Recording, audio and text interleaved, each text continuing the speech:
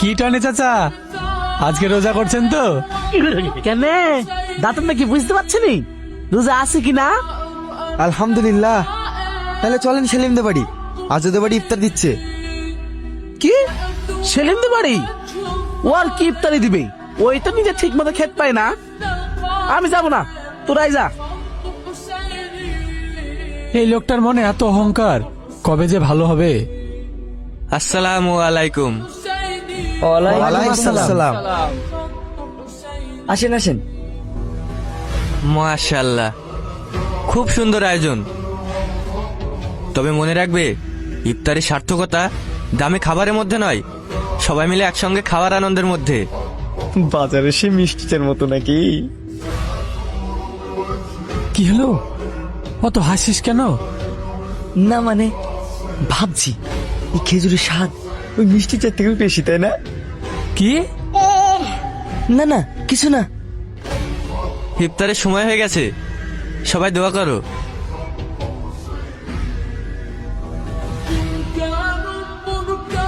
কিরে, কাল তো সেলিমের বাড়ি খুব দাওয়াত খেলি, কি দিল?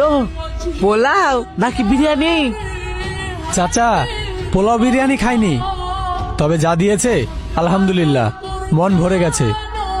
ধুর, ওসব মুড়ি ছোলা গরিবেরাই খায়। কাল আমার বাড়ি আসিস, রাজকীয় ইফতার করাবো।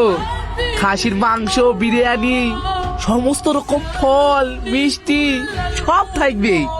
খেয়ে আর উঠে আসতে পারবি নি। চাচা, নিজে রোজা না রাখলে খাসির মাংস দিয়ে ইফতার করালেও শান্তি পাওয়া যায় না। বেশি বকিস নি তো, কাল থেকে কাটবো। তুই আসবি কিনা বল, তোদের হুজুরকে বলেছি ইফতারি কাকে বলে দেখিলিস। ঠিক আছে চাচা, আপনি যখন দাওয়াত দিচ্ছেন ইনশাল্লাহ, আল্লাহ চাইলে অবশ্যই যাব। কি ব্যাপার, ইফতারের সময় গেছে, এখনো কেউ আসছে না। আমি পুরো গ্রামের লোককে দাওয়াত দিয়েছি। কেউ আসবে না টনি ভাই? আরে হুজুর সাহেব, আসুন আসুন। কেন আসবে না? আমার বাড়িতে খাবারে কোনো কমতি আছে? খাবারে কোনো কমতি নেই, কিন্তু তোমার নিয়াতে কমতি আছে।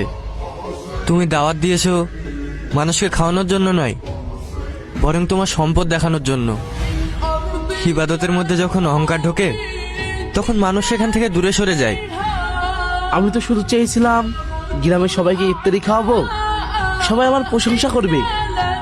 আল্লাহ প্রশংসা খোঁজেন না, তিনি খোঁজেন তাকওয়া। তুমি রোজা রাখলে না, অথচ লোক দেখানোর জন্য মেজবানি সাজালে,